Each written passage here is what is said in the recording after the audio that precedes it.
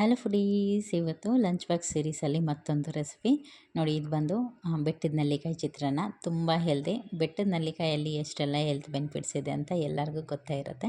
ಅದನ್ನು ಜ್ಯೂಸ್ ರೂಪದಲ್ಲಿ ಅಥವಾ ಈ ರೀತಿ ತಿನ್ನೋ ಪದಾರ್ಥಗಳಲ್ಲಿ ಬಳಸ್ಕೊಂಡು ನಾವು ಅದರ ಹೆಲ್ತ್ ಬೆನಿಫಿಟ್ಸ್ನೂ ಸಹ ತೊಗೊಬೋದು.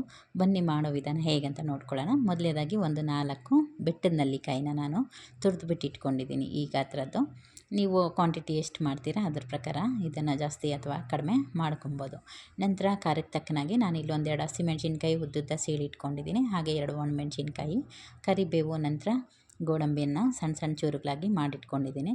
ಈಗ ಮಾಡೋ ವಿಧಾನ ನೋಡ್ಕೊಳ್ಳೋಣ. ಇನ್ನಷ್ಟು ಪದಾರ್ಥಗಳು ನಾವು ಒಗ್ಗರಣೆಗೆ ಹಾಕ್ತಾ ಹೇಳ್ತಾ ಬರ್ತೀನಿ ನೋಡಿ. ಈಗ ಒಂದು ಪ್ಯಾನ್ ಇಟ್ಕೊಂಡಿದ್ದೀನಿ. ಅದಕ್ಕೆ ಸ್ವಲ್ಪ ಎಣ್ಣೆ ಸೇರಿಸ್ಕೊಂಡಿದ್ದೀನಿ. ಅದಾದ ನಂತರ 1 ಒಳಮುಷ್ಟಿಯಷ್ಟು ಇದರಲ್ಲಿ ಕಡಲೆ ಬೀಜ ಅಂದರೆ ಶೇಂಗಾ ಬೀಜನ ಸೇರಿಸ್ಕೊಂಡಿದ್ದೀನಿ. ಇದನ್ನು ಸಣ್ಣ ಊರಿನಲ್ಲಿ ಚೆನ್ನಾಗಿ ಹದವಾಗಿ ಫ್ರೈ ಮಾಡ್ಕೋಬೇಕಾಗತ್ತೆ. ಇದ್ರ ಜೊತೆಗೆ ನೋಡಿ 1 ಸ್ಪೂನ್ ನಾನೀಗ ಸಾಸಿವೆ ಹಾಕ್ಕೊಂಡಿದ್ದೀನಿ. 1/2 ಸ್ಪೂನ್ ಜೀರಿಗೆನ ಸೇರಿಸ್ಕೊಂಡಿದ್ದೀನಿ.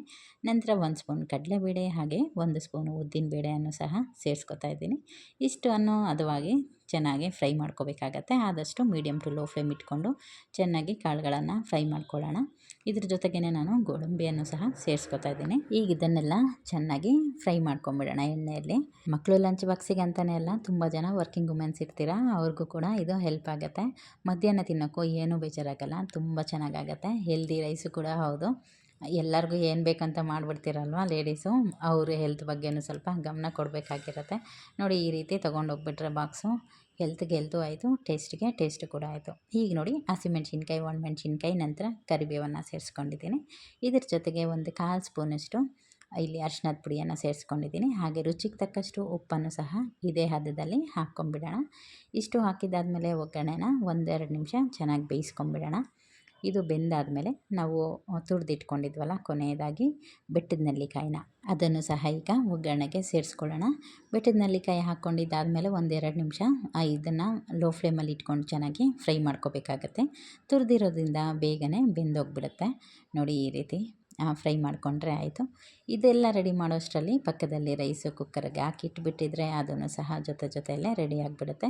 ಬರೀ 15 ನಿಮಿಷದಲ್ಲಿ ತುಂಬ ಟೇಸ್ಟಿಯಾಗಿರ್ತಕ್ಕಂಥ ಹಾಗೆ ಹೆಲ್ದಿಯಾಗಿರ್ತಕ್ಕಂಥ ರೆಸಿಪಿ ರೆಡಿ ಆಗುತ್ತೆ. ದಿನಕ್ಕೊಂದು ರೆಸಿಪಿ ಏನು ಮಾಡೋದಪ್ಪ ಅನಿಸ್ತಾ ಇರುತ್ತಲ್ಲ, ಈ ರೀತಿ ದಿನ ಒಂದು ರೆಸಿಪಿ ನೋಡ್ತಾ ಹೋಗಿ. ನಿಮಗೆ ಮಾಡೋದಕ್ಕೆ ಈಸಿನೂ ಆಗುತ್ತೆ, ಹಾಗೆ ಸುಲಭವಾಗಿ ಟೇಸ್ಟಿಯಾಗೂ ಸಹ ಮಾಡ್ಕೊಂಬಿಡ್ಬೋದು. ನೋಡಿ, ಇದೆಲ್ಲ ಚೆನ್ನಾಗಿ ಫ್ರೈ ಆಗಬೇಕು. ಈಗ ಫ್ರೈ ಆಗಿದೆ. ಇದಾದ ನಂತರ ನಾನು ಪಕ್ಕದಲ್ಲಿ ಆಲ್ರೆಡಿ ರೈಸ್ ರೆಡಿಯಾಗಿ ಇಟ್ಟಿದ್ದೆ. ಈಗ ಇದಕ್ಕೆ ನಾವು ರೆಡಿ ಮಾಡಿಟ್ಟಿರ್ತಕ್ಕಂಥ ಅನ್ನ ಏನಿದೆ ಅದನ್ನು ಸಹ ಸೇರಿಸ್ಕೊಂಬಿಡೋಣ. ಸೇರಿಸ್ಕೊಂಬಿಟ್ಟು ಒಗ್ಗರಣೆ ಜೊತೆ ನೀಟಾಗಿ ಹೊಂದ್ಕೊಳ್ಳೋ ರೀತಿಯಲ್ಲಿ ಮಿಕ್ಸ್ ಮಾಡ್ಕೊಳ್ಳೋಣ.